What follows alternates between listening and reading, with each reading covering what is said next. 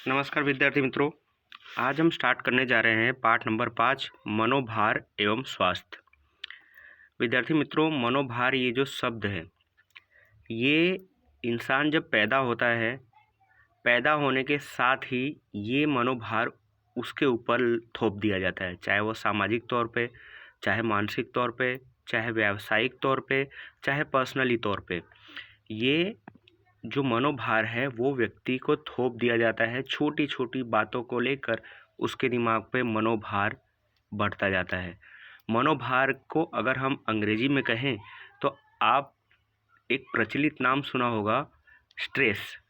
Stress मतलब कि एक तरीके का शारीरिक, मानसिक, सामाजिक तकलीफ, जो कि मनोविज्ञान की भाषा में मेंटली रूप पे, मानसिक रूप पे इसको गिना जाता है।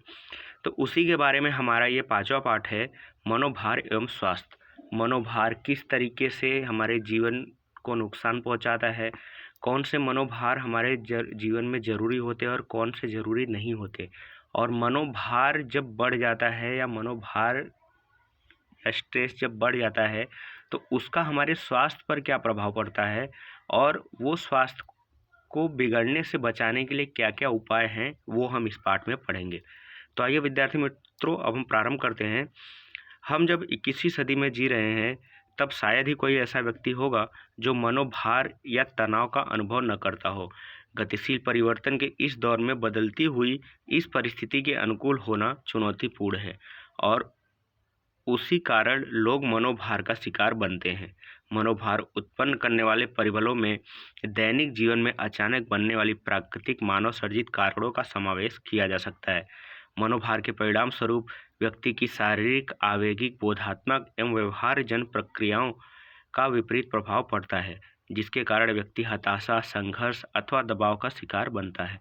मतलब कि जैसे यहाँ पे कहा गया है, मनोभार के परिणाम स्वरूप व्यक्ति शारीरिक, आवेगिक, बोधात्मक एवं व्यवहारजन प्रक्रियाओं पर विपरीत प्रभाव पड़ता है। मतलब कि जब व्यक्ति स्ट्रेस से या किसी मनोभार से अगर तकलीफ में होगा तो उसको ये चीज़ें आना व्यवहारिक है कि वो उसमें खिन्नता आएगी, उसके आवेग जो है वो नेगेटिव आवेग होंगे, उसकी बोधात्मक क्षमता जो है वो कमज़ोर हो जाएगी। तो इस तरीके से मानव व्यवहार करता है, और वो भी व्यवहार कब, कि जब अचानक कोई प्राकृतिक घटना घट जाए मानव सर्जित कारण से। मानव सर्जित कारण मतलब कि कई लोगों का व्यवहार, कई लोग धंधा व्यवसाय, उसका काफ़ी गहरा प्रभाव पड़ता है, जिसके कारण वो मनुष्य वो परिस्थिति से उबर नहीं पाता और गहरे स्ट्रेस में वो चला जाता है, जिसके कारण व्यक्ति हताशा, संघर्ष अथवा दबाव का शिकार बनता है। यदि मनोभार को योग्य रूप से सामना करने की क्षमता, कौशल व्यक्ति में न हो तो शारीरिक अथवा मनोवैज्ञानिक प्रश्न या खिन्नता, व्यामोह एवं उन्माद जैसी बीमारियां दिखाई देती है। इसके अलावा हृदय संबंधी बीमारियां, मधुप्रमेह, अल्सर या मस्तिष्क का हमला जैसी मनोशारीरिक बीमारियों की नींव में मनोभार भी है। मतलब कि अगर व्यक्ति ये सब परिस्थिति से नहीं उबर पाता, जो छोटे छोटे उसके दैनिक कारण हो सकते हैं, स्ट्रेस या किसी भी तरीके का सामाजिक व्यवहार की तरफ से स्ट्रेस अगर होता है और वो व्यक्ति उसको नहीं संभाल पाता, या गहरी कोई घटना हो, गहरी कोई चोट हो, तब व्यक्ति नहीं संभाल पाता, तब उसको स्ट्रेस की बीमारी की वजह से काफ़ी बीमारियां देखने को मिलती है। जैसे हार्ट अटैक आना, हार्ट अटैक जैसे हृदय घात जिसको बोलते हैं। उसके साथ साथ अगर कोई घटना या कोई चीज़, कोई स्ट्रेस ऐसा है जो हमारे दिमाग में लंबे समय से चला आ रहा है, तो उसके कारण भी बहुत सारी बीमारियां देखने को मिलती हैं, जैसे मधुप्रमेह, अल्सर, मस्तिष्क पर हमला। ये सब चीज़ें बहुत देखने को मिलती है, क्योंकि जब व्यक्ति ज़्यादा सोचेगा तो वो दिमागी हमला उस पर होगा ही। तो कई बार यही ब्रेन ट्यूमर का कारण बनता है, और कई बार यही मानसिक रूप से वो व्यक्ति को बहुत ही पीछे कर देता है। आने वाले वर्षों में यदि लोगों के मनोभार के साथ सुखी जीवन जीना हो तो मस्तिष्क मानसिक स्वास्थ्य बनाकर रखने का प्रयास करना आवश्यक होगा, जिसमें मनोविज्ञान से जुड़े हुए लोगों को महत्वपूर्ण भूमिका अदा करनी पड़ेगी। मानसिक रूप से स्वस्थ जीवन जीने के लिए सर्वांगी अभिगम अपनाकर जीवन शैली में परिवर्तन करना होगा। इसके लिए योग, आहार विहार, समय पत्रक, व्यायाम, संगीत एवं मानव जाति को भारत की अमूल्य भेंटें ऐसे ध्यान, योग के उपयोग को दैनिक जीवन में शामिल करना होगा। मतलब कि अब यहाँ पे स्वास्थ्य से संबंधित बातें की जा रही है कि अगर किसी व्यक्ति को स्ट्रेस से बचना हो तो उसके लिए उसका आहार विहार, उसका समय पत्रक, व्यायाम, ये सब बहुत ज़रूरी है। क्योंकि अगर व्यक्ति अपने जीवन का जो दिनचर्या है उसको अगर नियमित रूप से सही तरीके से नहीं चलाएगा तो उसका शरीर अस्वस्थ रहेगा, और अस्वस्थ रहने के कारण अल्सर, मधुमेह, मस्तिष्क का हमला, ये सब गंभीर बीमारियां उसको देखने को मिल सकती हैं। तो आइए विद्यार्थी मित्रों, अब हम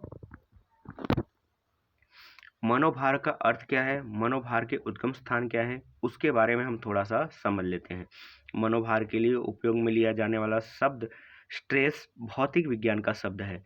अभियांत्रिकी विद्या में जिसका अर्थ भौतिक पदार्थ पर लगाया गया बाह्य बल, मतलब कि ये भौतिक विज्ञान का शब्द है स्ट्रेस।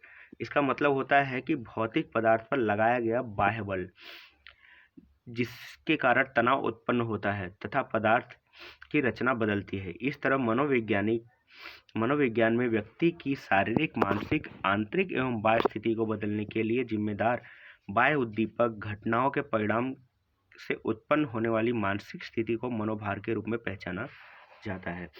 मतलब कि यहाँ पे मनोविज्ञान की भाषा में अगर कहें तो व्यक्ति की शारीरिक, मानसिक, आंतरिक एवं बाह्य स्थिति को बदलने के लिए जो उद्दीपक जिम्मेदार हैं, उद्दीपक मतलब कि ऐसे चीज़ जो हमारा ध्यान केंद्रित करे, हमारा ध्यान उस पर फोकस कराए, उस तरीके के यहाँ पे उद्दीपक का उपयोग या प्रयोग किया जा सकता है। जैसे किसी की भाषा, कोई घटना, कोई अपशब्द या सामाजिक तौर पर प्रताड़ना, मानसिक रूप से प्रताड़ना, आर्थिक रूप से प्रताड़ना, तो ये सब चीज़ों की वजह से स्ट्रेस देखने को मिलता है।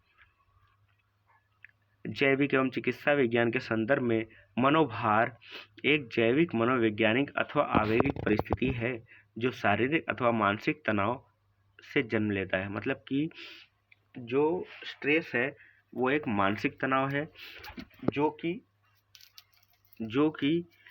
किसी आवेगिक परिस्थिति या तनाव के कारण उत्पन्न होता है। इस तरह मनोवैज्ञानिकों के मतानुसार मनोभार एक ऐसी बाह्य या आंतरिक परिस्थिति है जिसके कारण तनाव या थकान उत्पन्न होता है।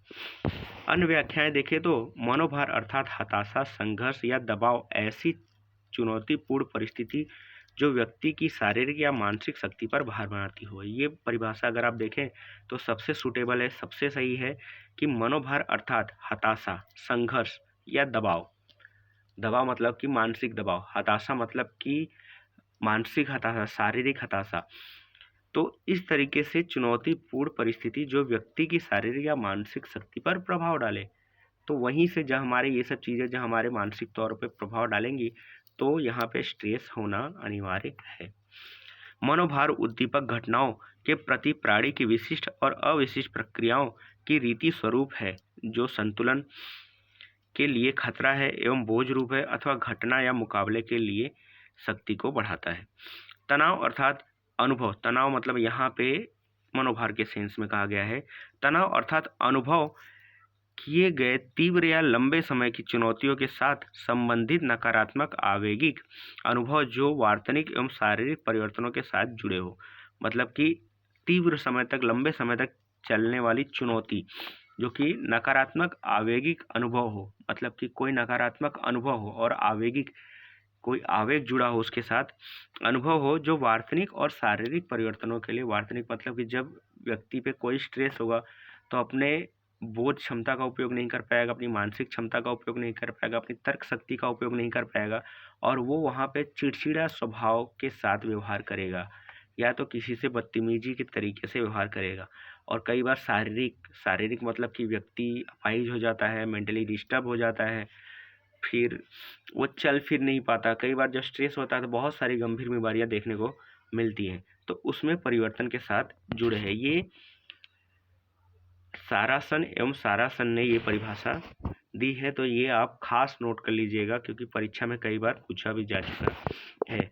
मनोभार हमारे शारीरिक मानसिक संतुलन को तहस नहस करने वाले उद्दीपक की सामने वाली प्रतिक्रिया है। आधुनिक समय में टेक्नोलॉजी का विकास तथा गतिशील परिवर्तनों के कारण प्रत्येक व्यक्ति कम या अधिक मात्रा में मनोभार का अनुभव करता है।